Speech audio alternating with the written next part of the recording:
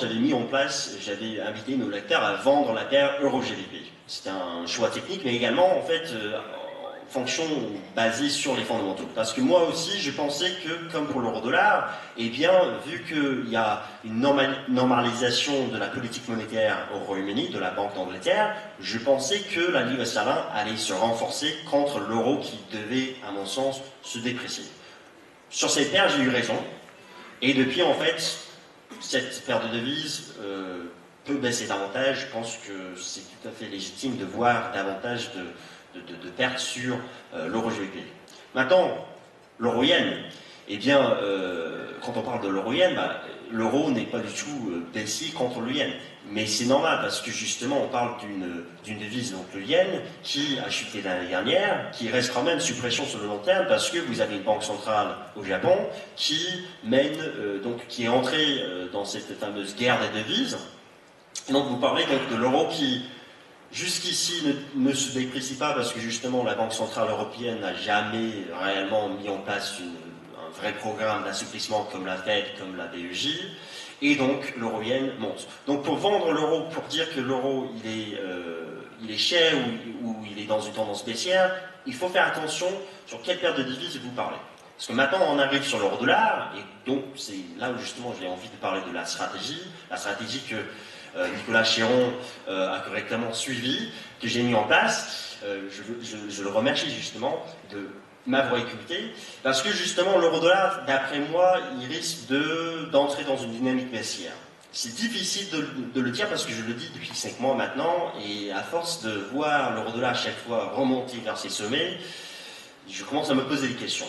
Toutefois, graphiquement parlant, donc on a déjà parlé des fondamentaux, graphiquement parlant, en fait, l'euro-dollar se trouve dans une zone critique. Ça, c'est un graphique mensuel devant vous.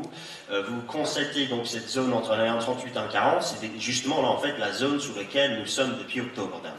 Et chaque fois, on est venu dans cette zone, on a perdu 3 figures, 5 figures. Voilà.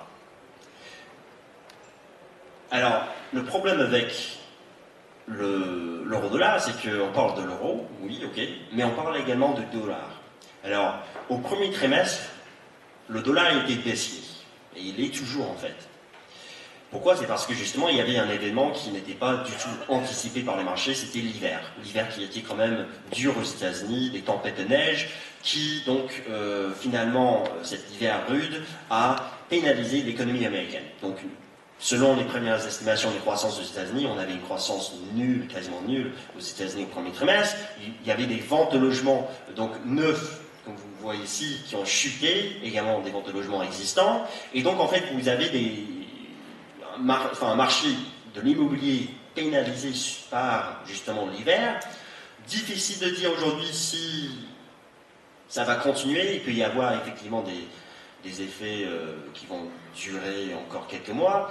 Mais, globalement, je pense qu'en fait les marchés s'attendent quand même à ce qu'aux États-Unis la croissance reste robuste, à ce qu'il y ait même une accélération de la croissance, alors que, bon, on peut toujours trouver des raisons pour dire, voilà, la baisse du taux de chômage, c'est principalement expliqué par la baisse donc, du taux de participation aux États-Unis. Il y a certainement des problèmes à ce niveau-là, mais globalement, je pense que les États-Unis, grâce à la politique de la Fed notamment, va connaître quand même une croissance positive et donc une croissance beaucoup plus robuste qu'en zone euro. Donc a priori les perspectives pour le dollar depuis plusieurs mois sont baissières, incertaines. La Fed en fait tergiverse au niveau donc des prévisions de hausse de taux, mais on sait que la Fed éventuellement va relever ses taux, que ce soit en 2015, que ce soit en 2016, que ce soit en 2020. Ça va arriver et le marché croit que ça va arriver. Alors, donc, graphiquement parlant, nous avons vu que l'euro-dollar est dans une zone technique critique, une résistance de long terme, et en fait, je m'intéresse justement à savoir ce que va faire le dollar maintenant, pour vendre réellement l'euro-dollar. Donc, stratégie de trading. Je me suis intéressé donc à notre actif Dow Jones FXCM Dollar Index, donc c'est le dollar contre l'euro, contre la livre sterling, contre le dollar australien et contre le yen. Cet indice qui est propre à FXCM, est dans une tendance neutre depuis février 2013. Donc en fait, il y avait quand même une période où le dollar a monté pas mal, c'était en mai et juin 2013 avec la Fed, mais depuis, en fait, on manque quand même la force d'aller plus haut dans cette tendance haussière que vous voyez en place depuis 2011. Je pense que le dollar US pourrait reprendre sa hausse dans le sens de sa tendance de long terme, et en fait, je pense que graphiquement parlant, il y a une zone clé que vous voyez sur mon graphique de l'US dollar ici, c'est vers les 10 300 points. Mais en fait, même au-dessus, à partir des 10 360-70 points. À mon avis, on risque maintenant de faire un point bas sur le dollar US, techniquement parlant, et si les prochaines statistiques conjoncturelles aux États-Unis renforcent justement les perspectives haussières pour le dollar, renforcent l'idée selon laquelle la Fed va justement sortir complètement de son programme d'assouplissement et puis ensuite, printemps, l'été 2015, commencer à relever ses taux, là on parle quand même des perspectives haussières sur le dollar US. Donc, il manquait quand même ces derniers mois, pour vendre l'euro-dollar, il manquait quand même la dernière pièce du puzzle, et c'est le dollar.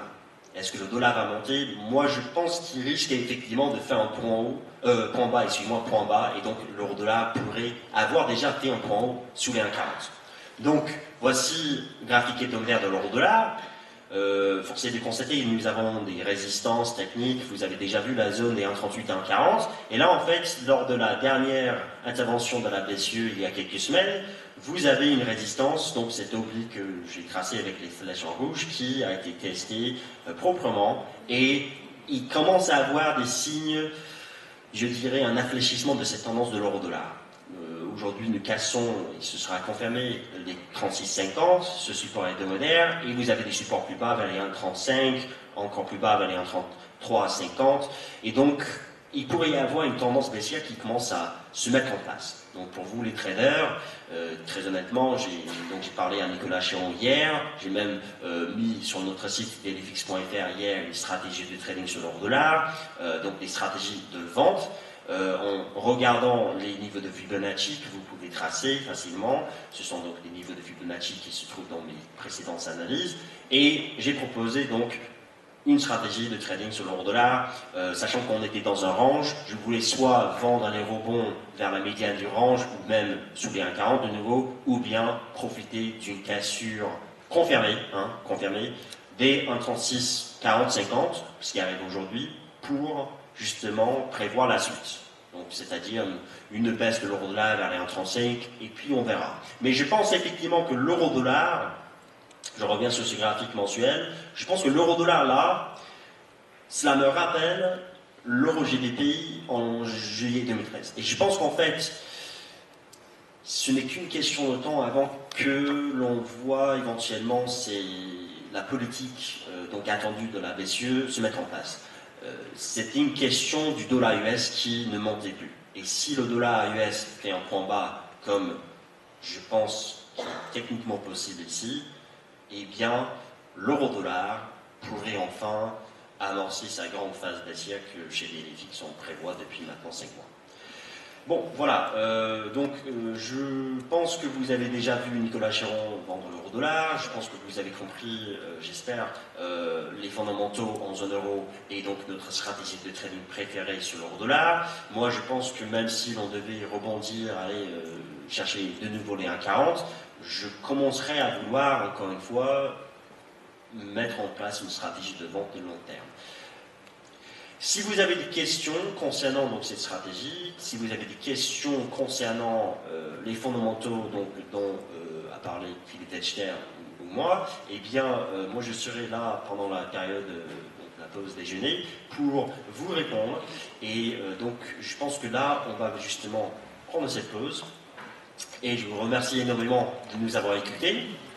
Et je vous souhaite donc un très bon appétit, très bon trade, et puis on va se voir pour l'après-midi pour la suite.